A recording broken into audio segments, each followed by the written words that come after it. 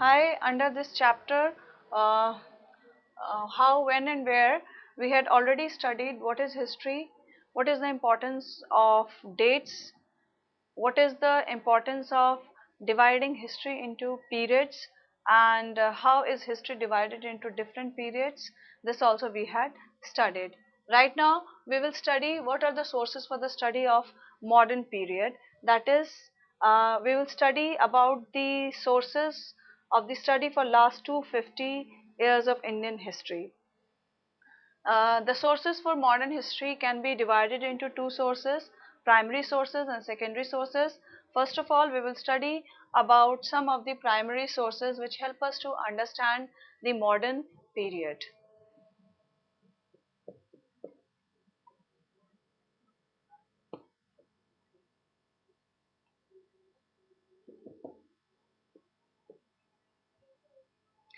First is archaeological remains,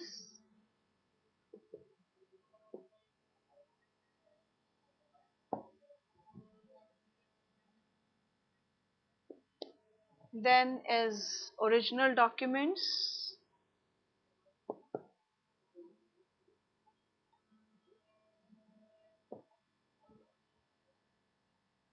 that is government orders, official correspondence and so on, then photographs, newspaper, magazines, letters,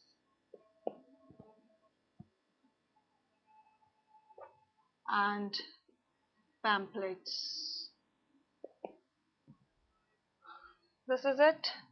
Then we have videotapes. Now let us study these primary sources one by one.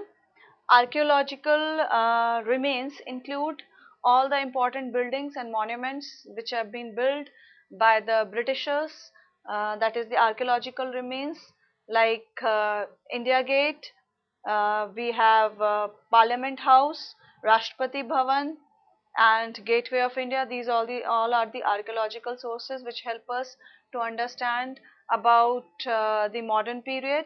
Then original documents such as government orders and official correspondence, they are significant sources of historical information. They are well preserved in archives, that is, archive is a place where government records and documents are preserved, which give the first hand knowledge of the events. The Britishers, they believed that act of writing was very important, so every instruction, plan, policy, and decision, agreement, these all were written. Investigation was done on these written kind of things, and they think that such written kind of thing help them to um, properly study and debate certain issues. So once this act was done of writing, they thought that things could be properly understood, debated, and studies. So that's why there were lots of memos, notings, and reports. The British also felt that all important documents are needed to be carefully preserved. So every government department has this record room, whether it was village tehsildar office, collectorates, commissioner office, or all of them have attached record room where all the records were kept. Specialized institutions like archives and museums were also established to preserve these records. So in the early year of the 19th century, these documents were carefully preserved in the written form. They were calligraphed. Then with the coming of the printing press, lots of copies were printed and were kept in every government department. So they did everything to preserve the minutes of their rule in India. Then we have this photographs, newspaper, magazines, letters, and pamphlets, which naturally help one to know about the actual conditions prevailing at that time through newspapers, through articles, through pamphlets, which are kept in libraries and archives. People get to know about the social, political, cultural, and economic conditions prevailing at that time. These were printed at different languages in different periods of time. Some of these newspapers, they are printed even today, and even we right now we can have the know-how of that period. So letters were especially important as they help one to understand the particular situation from personal point of view, or the prevailing situation from personal point of view. Then videotapes, that is film, photographs and videotape, they portray the life of the famous people and events. The impression which one gets after watching these videos, these footages, help to have a permanent impression of the period, of the cultural and political situation of that time. Right now also we have videotapes of important personalities giving speeches, like Mahatma Gandhi, Jawaharlal Nehru giving speeches from different places. We have clippings and videotapes and photographs of important movements like Dandi March and so on, which gives us the important aspect of political situation of at that time. So these are the primary sources: archaeological remains, original document, photograph, newspapers, etc., and videotapes, which help us to understand uh, this period very well. The other sources which we have is the secondary sources. Secondary sources include reports, review, articles, and printed books, which are based on primary sources. So under secondary sources,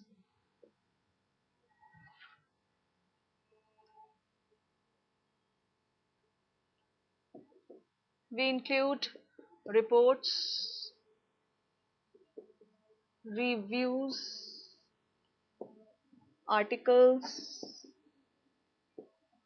and we have this printed books, and we can also include surveys in it, which were conducted by Britishers to have a thorough knowledge of the country which they were going to administer.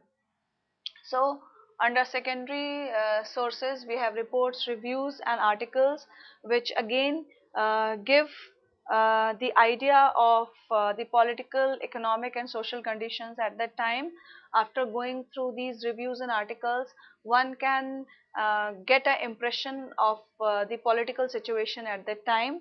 Then these printed books give us the detailed idea about the achievements in various fields such as art, literature, science, technology, and medicines. Book also tell us about the conditions prevailing at that time. Biographies and autobiographies, they give an account of the life, of the thoughts of famous personalities at that time, like Mahatma Gandhi, what he thought about the conditions prevailing at that time, or what was the view of Jawaharlal Nehru or other important revolutionaries or political activists who took part in the national movement. Then survey, which were conducted by Britishers. This practice of surveying became very important under the British rule, under the colonial administration. The Britishers believed that a country can be properly administered only if they know, if they have a thorough knowledge, if they have a thorough knowledge of topography, soil, people, their culture, their religion, and about the location of each and every place.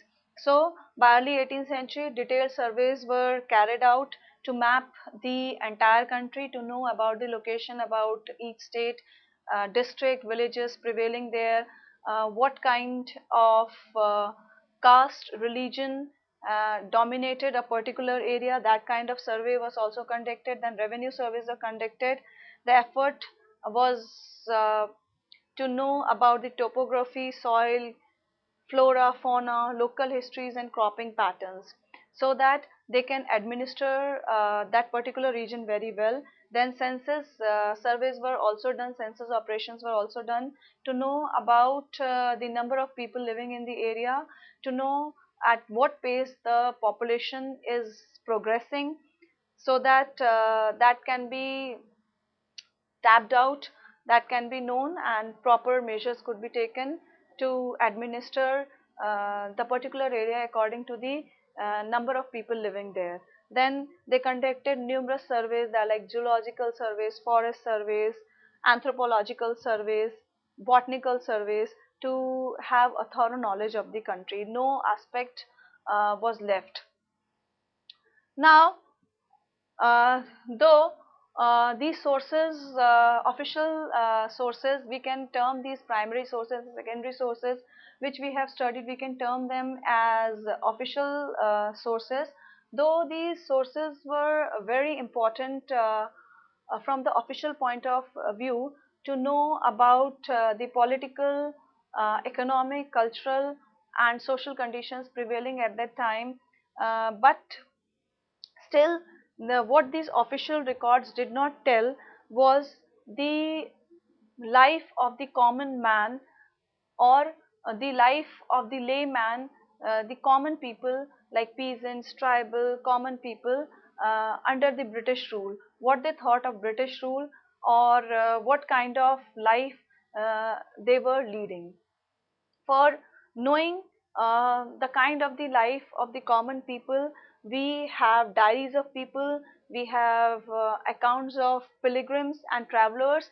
Many pilgrims from different countries, they used to visit our countries, and they used to write the memoirs in the form of books. So these books are very important to know about the conditions prevailing at that time.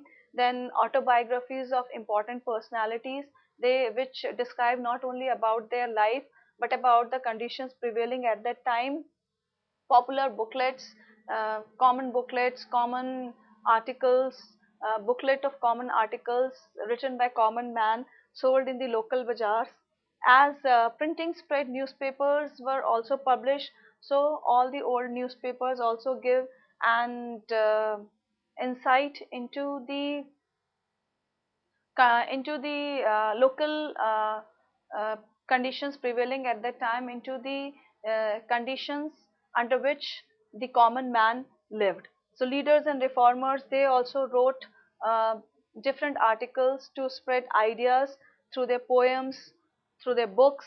Then there were novelists who wrote different kind of books to express their ideas about the national movement, about some of them wrote about nationalism, some of them wrote about the atrocities which Britishers did, about the culture which Britishers brought in India, and what administrative changes they brought in India, and what was the impact of their rule in India. This all can be seen in the writings of the common man. So all these writings were naturally written by literate people, those people who were somewhat educated. So now this gave an insight only from the literate people. Now what about the lives of the tribal and peasants people, the workers who were living on, workers who were doing mining jobs, or the workers in the mines, or the poor on the streets? Getting to know their life is a difficult task, but still we can say that these sources of history, whether official or whether private sources of this study of modern period, is very important to know about the political, economic, and social conditions prevailing at that time. So right now, let's have a quick recap of what we have studied under this topic. That is the main sources for the study of modern history. We have divided the main sources into two main parts: primary sources and secondary sources. Under primary sources, we had studied about archaeological remains, that is the buildings built by the Britishers, photographs, newspaper, magazines, letters, and pamphlets kept in archives, libraries, and museums. Then original documents, that is government orders, official correspondence, everything. Then we have videotapes which give uh, the footage of the important events of the modern era, of that era. Then we have secondary sources in the form of reports, review, articles, and printed book. These secondary sources are based on, again, primary sources, and surveys were also conducted by the Britishers so that they can administer the country very well, because only when they have the proper knowledge of the country about topography, people, culture, then only they can administer the country very well. So this is all we had studied under this topic, and right now you can check your progress by these three questions. Question number one is, what is an archive? Archive is a place where government records and documents are preserved. Secondly, why did Britishers conduct extensive surveys? They conducted extensive surveys to have a know-how of the country so that they can administer the country properly without any hurdles. Third is, what are the main sources of the study of modern history?